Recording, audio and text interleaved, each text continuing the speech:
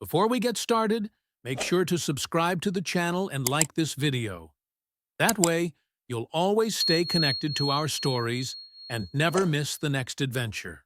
Listen, if someone had told Eleni that her biggest problem today would be getting buried under a pile of alien predator children, she would have laughed them right out of the biodome. But here's the thing about life on Haven's Gate Station. It has a wicked sense of humor, and it absolutely does not care about your schedule. Ailani had been working double shifts for the past 8 days straight. 8 days. The kind of bone-deep exhaustion that makes you forget what day it is, what your own name is, and why you ever thought signing a contract to maintain Earth vegetation on an interspecies colony station sounded like a good idea. Sure, the pay was decent, and yeah, she got to work with plants instead of people most of the time, which was honestly a selling point. But right now, at this exact moment, with her back screaming and her eyes feeling like someone had replaced them with sandpaper, all she wanted was 20 minutes of unconsciousness. Just 20 minutes. Was that too much to ask? The biodome stretched out around her in all its green, humid glory. 3 acres of carefully maintained earth plant life, separated into climate zones that would make a meteorologist weep with joy. Tropical section to the east, temperate gardens in the center, and her personal favorite, the arid zone to the west where the tomatoes grew. Beautiful, perfect, red tomatoes that tasted like home and required just enough maintenance to keep her busy, but not enough to drive her completely insane. Behind the tomato hydroponics, tucked away where the security cameras had a convenient blind spot, and the environmental sensors hummed just loud enough to mask the sound of snoring, Ailani had stashed her forbidden treasure, a hammock, navy blue, earth-made, and utterly against station regulations for on-duty personnel. She didn't care. Ailani glanced around, confirming she was alone, and slipped between the hydroponic towers. The hammock hung there, waiting, beckoning like a siren made of woven fabric and promises of rest. She practically fell into it, the material cradling her body with the kind of support that made her groan out loud. Heaven. This was heaven. The gentle hum of the water pumps, the warm, slightly too humid air, the faint smell of tomato plants and soil. Her eyes closed. Just 20 minutes, she told herself. 20 minutes. And then she would get back to work. Finish the nutrient check on Sector 5. Recalibrate the lighting in the tropical zone. And maybe, possibly, consider eating something that wasn't a protein bar. 20 minutes? She was asleep in 90 seconds. Now, while Ailani drifted off into dreams about gardens that weeded themselves and vacation time that actually existed, something interesting was happening about 200 meters away, in a section of the station that smelled significantly less like tomatoes and significantly more like controlled chaos. The Call-3 nursery den was not having a good day. Velquin stood at the entrance to the training arena, his fur bristling in a way that signaled deep, profound frustration. He was a hunt master, a warrior who had led successful hunts across 3 star systems, a defender of his people's honor, and right now he was losing an argument with 6 cubs who barely came up to his chest.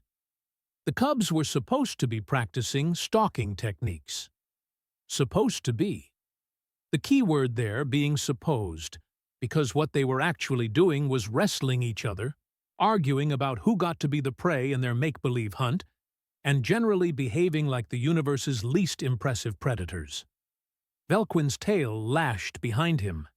These cubs, these specific cubs, were the offspring of elite hunters, warriors of renown. And yet, here they were, tumbling over each other like younglings, which they were. But still, the problem, Velquin knew, was that they had never actually hunted anything real. never stalked prey through tall grass, never felt the thrill of the chase, never tasted victory earned through skill and patience. They had been born here, on this station, in this safe, sterile, utterly boring environment where everything was controlled and nothing wild ever happened. How was he supposed to train hunters when there was nothing to hunt? Finnick, the smallest of the group, suddenly perked up his ears. His nose twitched, whiskers quivering as he caught a scent on the recycled air. The other cubs noticed immediately, their play-fighting forgotten as instinct took over. They clustered together, sniffing, searching for the source of whatever had caught Finnick's attention. Velquin noticed too late. By the time he realized they were actually demonstrating proper pack behavior, tracking a scent trail with surprising coordination, they had already slipped past him and out the training arena door. Oh no. Oh no, no, no. Velkin took off after them, his warrior's grace somewhat diminished by the sheer panic of a babysitter who had just lost track of his charges. The cubs were fast, weaving through corridors with the kind of speed that came from being low to the ground and highly motivated. He followed their scent, his own predatory instincts tracking them even as his mind raced through increasingly terrible scenarios. What had they smelled? Where were they going? Please, by all the hunting grounds of his ancestors, please do not let them have found their way into the diplomatic sector. The trail led to the biodome entrance. The door was open, as it usually was during Station Day cycle, welcoming anyone who wanted to experience a taste of Earth's ecology. The cubs' scent disappeared inside, swallowed up by the competing smells of hundreds of plant species. Velquin entered cautiously. The humidity hit him immediately, making his fur feel heavy. He was a hunter of cold plains and mountain ranges.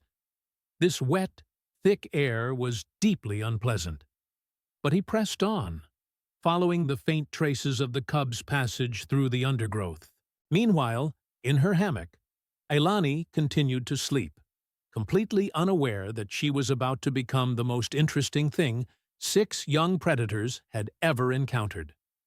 The cubs moved through the biodome like a pack of extremely fluffy, extremely curious missiles. The scent that had drawn them was getting stronger.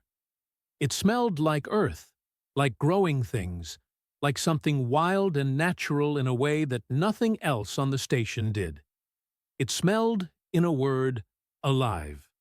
Finnick, leading the pack because he had found the scent first, and therefore claimed alpha rights, pushed through a stand of tomato plants and froze. The others piled up behind him, peeking around his shoulders to see what had stopped him so suddenly. There, in a hammock, lay the source of the scent. A human. Female, based on the scent markers. Absolutely covered in the smell of soil and plants and something else. Something the cubs had no name for, but recognized on an instinctual level as not predator. Her chest rose and fell in the slow rhythm of deep sleep. Her mouth was slightly open, and she was making the most bizarre sound, a sort of whistling, rattling noise that repeated in a steady pattern. The cubs looked at each other. This was, without question, the weirdest thing they had ever seen. Naxel, always the bold one, crept closer.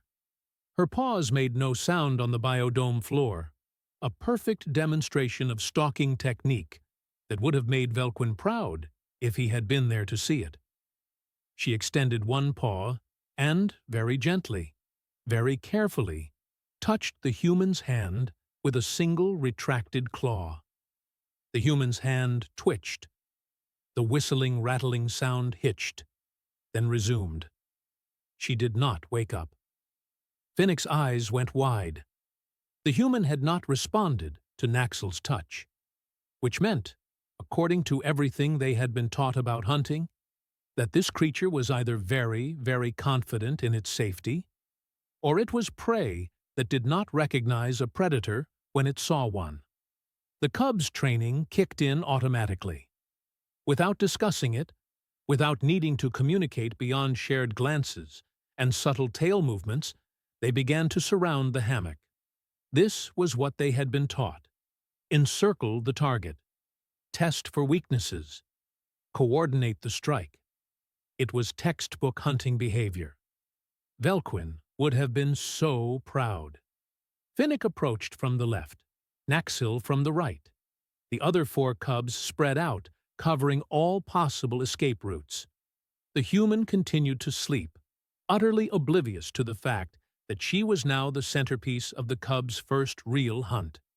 One of the larger cubs, a male with dark stripes across his muzzle, made the first move. He hopped up onto the hammock near the human's feet, settling his weight carefully. The hammock swayed, but held. The human's whistling, rattling sound changed pitch slightly, but did not stop. Success. Emboldened, another cub joined him, draping herself across the human's legs. Then another. This one brave enough to climb onto the human's stomach. The hammock was getting crowded now, and the remaining cubs saw their opportunity slipping away. They piled on in a flurry of fur and purring, each claiming their spot on what they had decided was definitely, absolutely without question, their successful hunt. 180 pounds of young Calthrian predator, distributed across one sleeping human who weighed maybe 130 on a good day. The hammock groaned, the support ropes creaked, and Eleni woke up. Retry. The first thing Eleni became aware of was pressure. Not the gentle, cradling pressure of the hammock, but something else entirely. Something heavy. Something warm. Something that was definitely not supposed to be there. The second thing she became aware of was purring.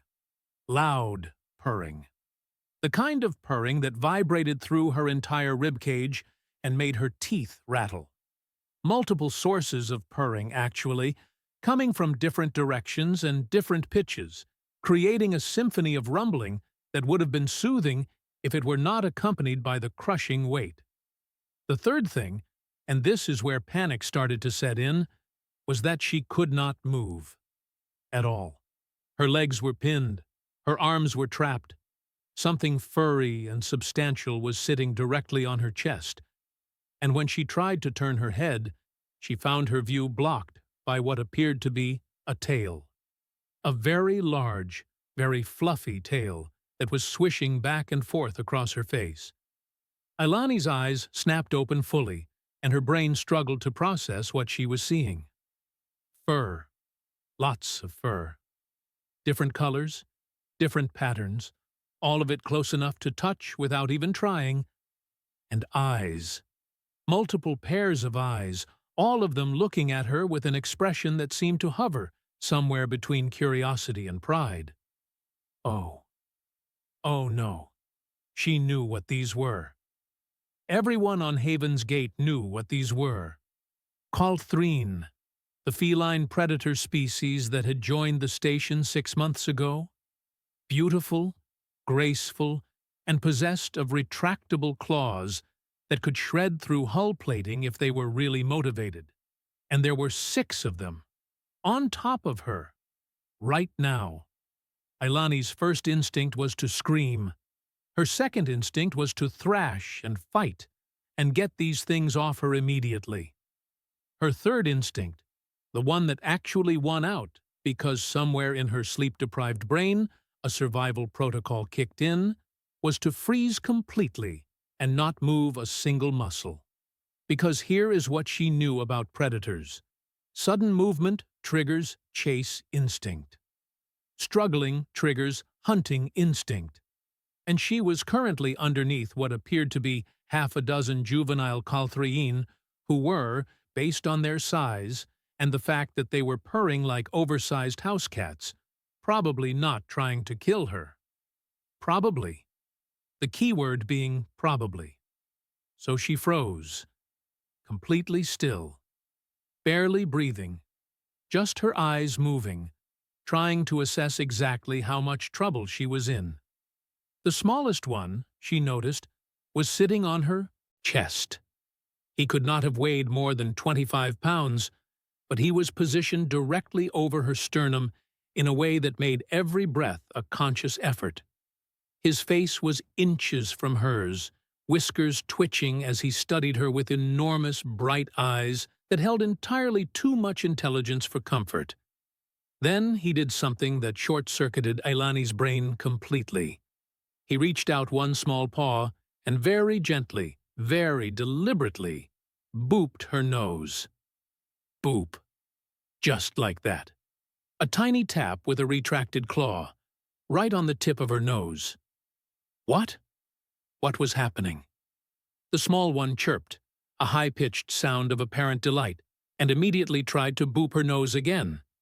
Ailani, still frozen, could do nothing but watch as this baby predator treated her face like a new toy. Meanwhile, one of the larger cubs, a female with gorgeous gray and silver markings, had discovered that Ailani's shoulder made an excellent surface for kneading. And she was doing exactly that, pushing her paws rhythmically into the muscle with retracted claws, purring so loudly it sounded like a small engine. It should have hurt.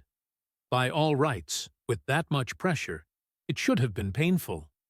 But the claws stayed retracted, and the motion was oddly rhythmic, almost soothing, and Ailani found herself thinking, completely inappropriately given the circumstances, that this was the best shoulder massage she had gotten in months.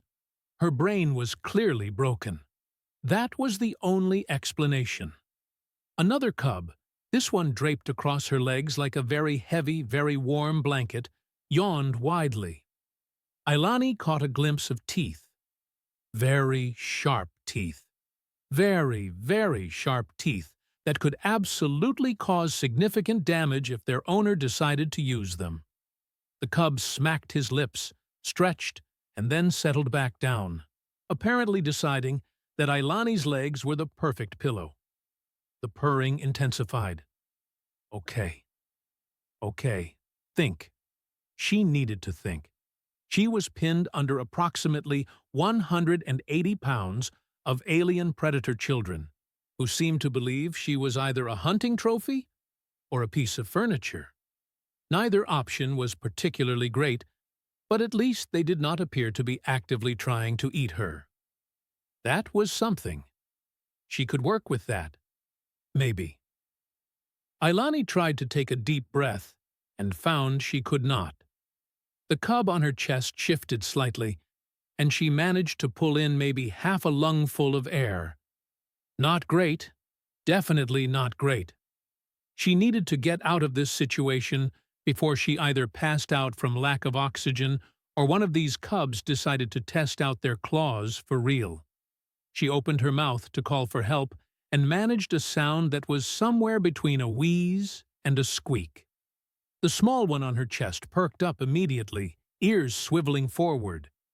He chirped again, clearly delighted by this new noise, and pressed down slightly as if trying to make her do it again. Can't. Breathe. The thought was getting urgent now, edged with real panic. The cub, kneading her shoulder, leaned forward and nuzzled into her neck, purring so hard Ailani could feel it in her bones. Soft fur tickled her ear. Hot breath puffed against her skin. And despite everything, despite the panic and the pressure and the absolute insanity of the situation, some tiny part of Ailani's brain registered that this was actually kind of nice. That part of her brain was an idiot and needed to be quiet immediately. She tried to shift her arm, just a tiny movement, hoping to create enough space to maybe signal for help or at least get some feeling back in her fingers. The cubs responded instantly, their weight redistributing as they adjusted their positions to compensate. It was like trying to escape from a very fluffy, very warm bear trap that adapted to her every movement. This was ridiculous. This was absolutely ridiculous. She was a civilian contractor, not a xenobiologist. She worked with plants, not predators. Her skill set included things like soil pH testing and irrigation management, not escaping from pylons by alien children. The small one chose that moment to discover her hair. Ailani had worn it in a simple ponytail, nothing fancy, just practical and out of the way. The cub stared at it, eyes going wide, and then batted at it with one paw. The ponytail swung. The cub's eyes tracked the movement with laser focus. Oh no. He batted at it again, harder this time. Then, again. Then he grabbed it in both paws and bit down gently, not hard enough to hurt, but enough to hold it in place while he bunny kicked at it with his back legs. Ailani's ponytail was now a cat toy. Her hair was a cat toy. She was a cat toy. A laugh bubbled up in her chest, completely inappropriate and slightly hysterical. But it came out as more of a strangled wheeze because, again, breathing was becoming a theoretical concept rather than a practical reality. That was when she heard footsteps. Heavy footsteps, moving quickly through the biodome, accompanied by what sounded like muttered cursing, in a language she did not speak, but absolutely recognized as the universal sound of someone having a very bad day. The cubs heard it too. Their ears swiveled, tracking the sound. The purring stuttered, then resumed even louder, as if they were trying to claim their prize before someone could take it away. A figure pushed through the tomato plants, and Ailani found herself looking up at what was very clearly an adult Calthrian, tall, powerfully built, with scars across his muzzle and shoulders that spoke of actual combat experience. His fur was darker than the cub's, almost black in places, and his eyes were the kind of sharp, intelligent yellow that suggested he missed absolutely nothing. Those eyes landed on the pile of cubs, traveled down to Ailani, barely visible underneath the small furry bodies, widened in what looked like genuine horror. Ailani tried to speak, tried to say something, anything, that might communicate the urgency of her situation. What came out was a barely audible, "Help!" The adult Calthrian's ears flattened against his skull. His tail went rigid, and then he said in perfectly accented but heavily stressed English, "Oh no, oh no, no, no! Younglings, what have you done?" The cubs looked up at him. The small one still had Ailani's ponytail in his mouth. The one on her shoulder was still kneading. None of them looked remotely guilty. One of them, a chunky male with spots across his back, chirped happily and gestured at Ailani with his tail, as if to say, "Look what we caught." The adult's expression shifted through several emotions in rapid succession: horror, embarrassment, frustration, and something that might have been grudging pride before he squashed it down. He took a step closer, his movements careful and deliberate. "Younglings," he said, his voice dropping into a tone that absolutely screamed authority figure, "release the human. This is not appropriate prey." The cubs looked at him, looked at each other, looked down at Ailani, and then, in a display of unity that would have been adorable if it were not currently ruining her life, they collectively tightened their grip and growled. Not aggressive growls, more like the growls of children who had found a really good toy and were not interested in sharing. The adult closed his eyes, took a deep breath, and when he opened them again, he looked directly at Ailani with an expression that clearly communicated, "I am so very sorry, and this is going to take a while." Ailani wheezed out another breath, managed to pull in half of another, and thought, very clearly, "This is how I die." Not in some heroic accident, not saving the plants from a biological crisis, but crushed under a pile of alien cats who think I am a cushion. The small one booped her nose again, purring like a tiny motorboat.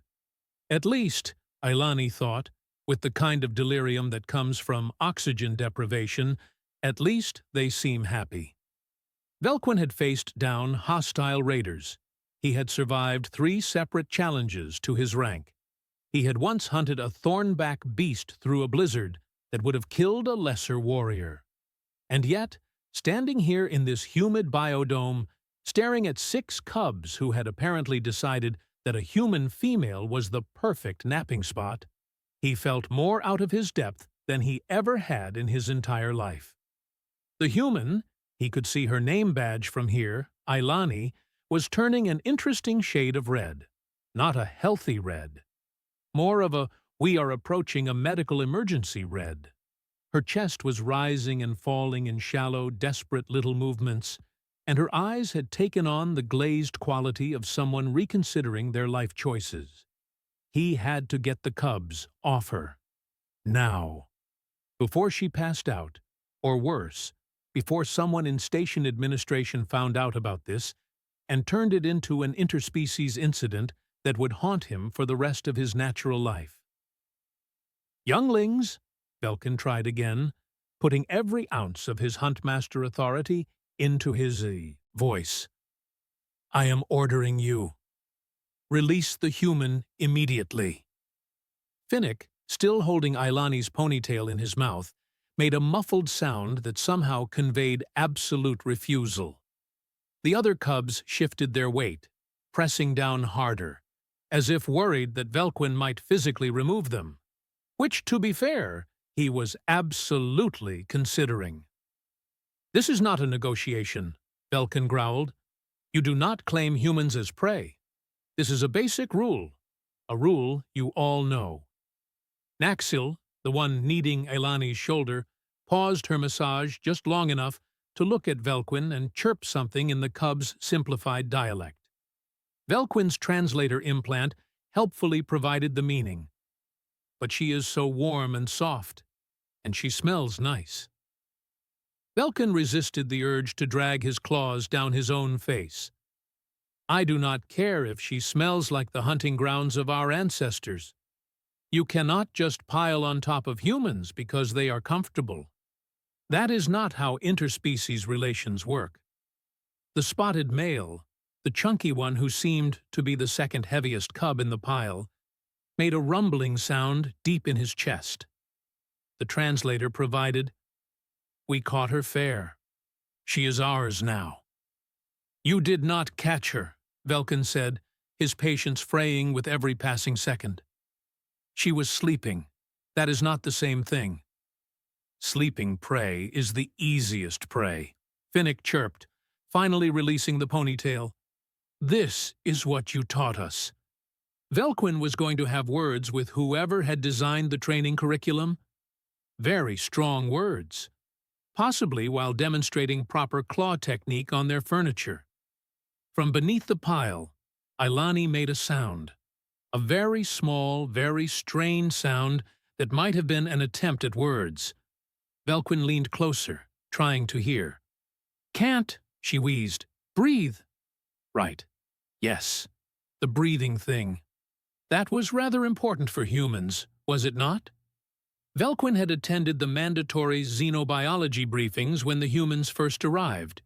He knew that they needed continuous oxygen, unlike Calthrine, who could hold their breath for extended periods during hunts, which meant that having 180 pounds of cubs sitting on her chest was probably approaching critical levels of bad. "Younglings, the human cannot breathe properly. You are causing harm. Move. Now." The cubs exchanged glances. This seemed to give them pause. They were predators, yes, but they were not cruel. The concept of accidentally hurting something that was not food had not occurred to them. But instead of moving, they just redistributed their weight slightly, taking some pressure off Ailani's chest while still maintaining their positions. The purring continued, now with an almost apologetic undertone. Ailani sucked in a slightly deeper breath. "Better," she gasped. "Not great, but better." Velquin tried a different approach. "If you move now, I will ensure you get extra portions at the evening meal." The cubs did not even acknowledge this offer. They had been fed earlier, Velquin remembered with sinking dread. Well-fed cubs were stubborn cubs. "I will extend your recreation time." Finnick yawned, showing all his tiny, sharp teeth, and settled his head down on Ailani's collarbone. The other cubs followed suit, clearly preparing for a nap. "I will personally take you to the observation deck to watch the ships come in." Nothing. Not even a tail twitch of interest. Velquin was running out of ideas. He could physically remove them, but that risked the cubs instinctively extending their claws, which would turn this situation from embarrassing to bloody in about half a second. He could try to lure them away, but they showed no interest in leaving their comfortable human cushion. From her position as said cushion, Ailani spoke up, her voice thin but touched with something that might have been humor, or hysteria. Possibly both. "Maybe," she wheezed. "Try asking. Nicely." Velquin looked at her. Really looked at her. Despite being trapped under a pile of predators, despite struggling to breathe, despite every reason to be terrified or angry, she was trying to help. The human was trying to help him solve this problem. It was, he had to admit, rather admirable. Stupid, but admirable. "Very well." Velquin sat down, folding his legs beneath him in a posture of patience. "Younglings, please, I am asking, with respect and courtesy, that you release the human. She is not comfortable, and we are causing her distress." The cubs looked at him, looked at each other. The spotted male made a considering sound. Then Finnick chirped, "But if we move, we will not be comfortable. She is the perfect sleeping spot." Velquin was contemplating the merits of simply stunning them all with a low-powered shock prod when he heard new footsteps approaching. Human footsteps, lighter and faster than his own. A human male pushed through the plants, carrying a data tablet, and wearing the kind of expression that suggested he found this entire situation absolutely fascinating rather than concerning. He had the look of a scientist, all curiosity and no sense of social appropriateness. "Velquin," the human said, his eyes lighting up as he took in the scene. Are those your cubs on top of Ailani?" "Dr. Halim," Velquin said, his voice flat. "How wonderful that you are here. Perhaps you can help convince these younglings to release their hostage." Halim stepped closer, already tapping notes into his tablet. "Fascinating. Absolutely fascinating. Do you know what this represents? This is the first recorded instance of voluntary Calthrine human contact outside of formal diplomatic settings. The cubs must have imprinted on her as a, wait, let me check my notes. Yes, as a comfort object or possibly a pack member substitute." From beneath the cubs, Ailani wheezed, "Oh, good. Documentation. That will help me. Breathe." Halim had the grace to look slightly embarrassed. "Right, yes, the breathing situation. Sorry about that." He tucked his tablet under one arm and crouched down to get a better look at the pile. "How are you feeling, Ailani? Any pain? Numbness? Difficulty moving?" "Can't move at all," Ailani managed. "Legs asleep, arms pinned. Something small is using my face as a pillow." That was Finnick, who had indeed draped himself partially across her head, one paw resting on her cheek. Halim hummed thoughtfully. "And the cubs? How are they behaving?" "Purring. Kneading. One of them keeps trying to groom my hair. I think they think I am a very weird cat." Despite himself, Velquin felt a flicker of amusement. The human had maintained her sense of humor, even in this undignified position. That took a certain strength of character. Halim stood up, still thinking. The problem is that they have bonded with her, at least temporarily. Calthrine cubs, especially ones who have never been off-world before, are prone to latching onto anything that provides comfort in unfamiliar environments. Ailani here works with soil and plants. Yes? Earth vegetation? Ailani made an affirmative sound. Then she smells like something primal to them. Something that registers as safe and natural in a station that is otherwise all metal and recycled air. They found her, claimed her as a comfort source, and now removing them is going to be psychologically difficult. Velquin's ears flattened. Are you telling me that we cannot move them? I am telling you that forcing them to move might cause distress, which could lead to claws, which would be bad for everyone involved, especially Ailani. I noticed, Ailani wheezed. Naxal chose that moment to resume her kneading, her purr rumbling through Ailani's entire body.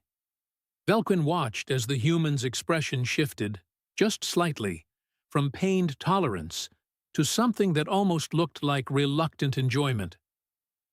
Is she? Velquin started, then stopped. Is the human actually relaxing? Halim grinned. Calthrine purring operates at a frequency that humans find naturally calming. It is similar to certain therapeutic techniques used in human medicine. And the kneading, well, that is essentially a massage. She might be trapped, but her body is probably releasing endorphins like crazy right now. Ailani made a sound that might have been a laugh, or might have been a sob. This is the worst massage of my life, and also, somehow, the best. I hate everything about this situation. One of the other cubs, a sleek female with tabby markings, stretched luxuriously across Ailani's legs, and then settled back down, somehow managing to become even heavier in the process. Ailani's eyes widened. Nope, nope, that one just found a new position. And now I definitely cannot feel my left foot. This is a problem. This is becoming a medical problem. Halim pulled out a small scanner and waved it over the pile. Circulation is still adequate, though not ideal. You are not in immediate danger, but we should probably resolve this in the next, 20 minutes or so. 20 minutes? Ailani's voice cracked. I have been under this pile for at least 15 already. Then we have 5 minutes to come up with a solution, Halim said cheerfully. Better start brainstorming. Velkin looked at the human doctor, at the trapped human female, at the pile of purring cubs who showed absolutely no interest in moving. He thought about his duty as huntmaster, about the diplomatic implications, about the sheer absurdity of his current situation. And then Ailani, buried somewhere in the middle of the pile, said something that changed everything. What if, she wheezed, we just let them nap? I mean, I am already stuck here. Might as well. Commit to it. Velkin and Halim both stared at her. You want to let them continue sleeping on you? Velkin asked slowly. Want is a strong word, but fighting this is clearly not working. And honestly, her voice softened just slightly. They are kind of sweet, in a suffocating, possibly dangerous sort of way. Finnick chirped happily and nuzzled closer to her neck. Naxal's purring intensified, and Velkin realized, with a sensation not unlike falling off a cliff, that this human was not going to demand the cubs be removed by force. She was not going to file a complaint. She was going to let his warrior's children sleep on her like she was nothing more than a particularly comfortable piece of furniture. Why would she do that? The nap lasted 38 minutes. Ailani counted every single one of them, partially because she had nothing else to do, and partially because focusing on the passage of time kept her from thinking too hard about the fact that she had voluntarily agreed to be a bed for alien predators. When the cubs finally started to wake, it was gradual. First Finnick, who yawned so wide Ailani could count his teeth, not that she wanted to. Then Naxal, who stretched in that boneless way cats do, extending her claws just enough that Ailani felt the prick of points through her shirt before they retracted again. The others followed, one by one, until the entire pile was shifting and stirring and somehow getting heavier before it got lighter. Eventually, with coaxing from Velkin and bribes from Halim involving something called hunting treats, the cubs climbed off.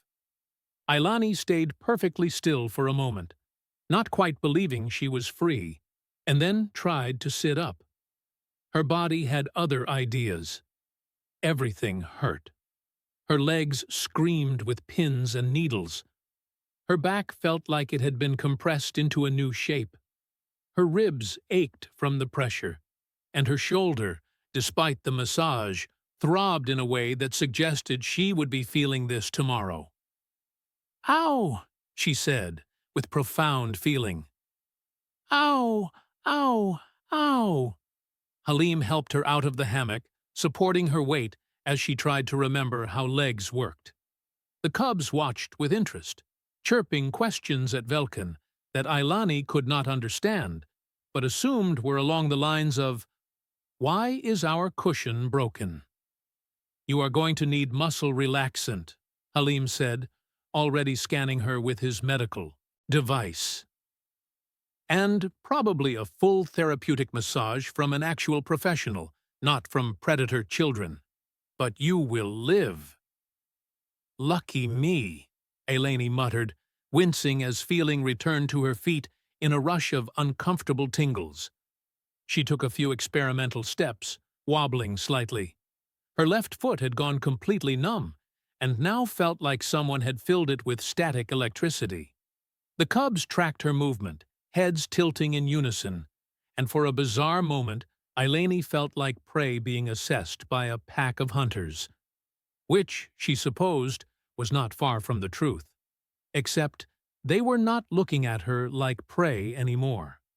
The intensity in their gazes had shifted to something else, something that looked almost like concern. Finnick made a soft, questioning sound and took a step toward her, as if checking whether she was all right. "I am fine," she told him, not even thinking about how absurd it was to reassure an alien cub. "Just sore. You all are heavier than you look." Velkin approached, his posture formal and stiff. "Human Ailani, I must offer my deepest apologies for the behavior of these younglings. Their actions were inappropriate and endangered your well-being. On behalf of the Kalthrian community, I accept full responsibility." Ailani looked at him, then at the cubs, who were now playing with her hammock and treating it like the galaxy's most interesting toy. Finnick had climbed inside and was rolling back and forth, chirping with delight. She should be angry. By all rights, she should be furious. She had been assaulted by alien children, trapped for nearly an hour, and was now going to be sore for days. This was absolutely a situation that warranted complaints, incident reports, maybe even diplomatic intervention. But watching the smallest cub tumble out of her hammock and immediately try to climb back in, she found that anger would not come. Instead, she felt something else, something unexpected and uncomfortable and entirely too soft for someone who prided themselves on being practical. "They are just kids," she heard herself say. "Weird, fluffy, surprisingly heavy kids, but still kids." Velkin's ears twitched forward in surprise. "You are not angry?" "Oh, I am definitely angry at my hammock for not collapsing under the weight, and maybe angry at the universe for deciding today was Pile-on Ailani Day." She rubbed her sore shoulder. But angry at them? No. They did not know any better. That was when Halim, who had been tapping away at his tablet, made a sound of discovery. Oh, this is interesting. Velquin, did you know that Kalthrine cubs only engage in pile sleeping behavior with immediate family members? Velquin went very still. What? It is right here in the behavioral documentation. Cubs will play hunt with anyone, but communal napping, the specific behavior of piling together for sleep, that is reserved exclusively for pack members they trust completely. Parents, siblings, very occasionally den mates from the same birth, group. Halim looked up, his expression somewhere between amazed and delighted. By sleeping on Ailani, these cubs essentially declared her family. The silence that followed was profound. Ailani stared at Halim. Velkin stared at Halim. The cubs, oblivious to the revelation, continued playing. I am sorry, Ailani said slowly. Did you just say these cubs think I am family? Not think. Instinctively registered you as family. It is not a conscious choice at their age. It is pure instinct, based on scent, comfort, and safety markers. Halim was practically vibrating with scientific excitement. This is unprecedented. We have never recorded qualthrine cubs bonding with another species like this. Velkin made a sound low in his throat. In our culture, such bonds are not taken lightly. If the cubs have claimed her as pack, then by our laws and customs, she is under the protection of their family lines. She is, for all purposes that matter, connected to them. Elani felt something twist in her chest. Family. She had not had family in years. Her parents were gone, lost to an accident when she was 19. No siblings, no close relatives who bothered to keep in touch. She had convinced herself she was fine with that she preferred the solitary life, just her and her plants and her work. And now 6 alien cubs had decided she was theirs. And apparently that meant something. Something real. I don't, she started, then stopped. What does that even mean, practically speaking? Velkin seemed to be struggling with his own thoughts. It means that the cubs will want to see you again, regularly. It means their parents, when they return from their hunting rotation, will want to meet you. It means you have been adopted, whether you intended it or not, into the complicated social structure of qualthrine family bonds. So no pressure then, Ailani said weakly. Finnick chose that moment to abandon the hammock and trot over to her, chirping insistently. He bumped his head against her leg, purring, and looked up at her with those enormous eyes that were far too effective at being cute. Ailani's heart, that traitorous organ, melted just a little bit. Can I? She hesitated, then committed. Can I pet him? Is that allowed? Velkin's expression softened. If he has claimed you as pack, then yes. Physical affection is expected. Carefully, Ailani crouched down, ignoring the protest from her stiff muscles, and reached out to touch Finnick's head. His fur was impossibly soft, like touching a cloud made of silk. He leaned into her hand, purring so hard his whole body vibrated.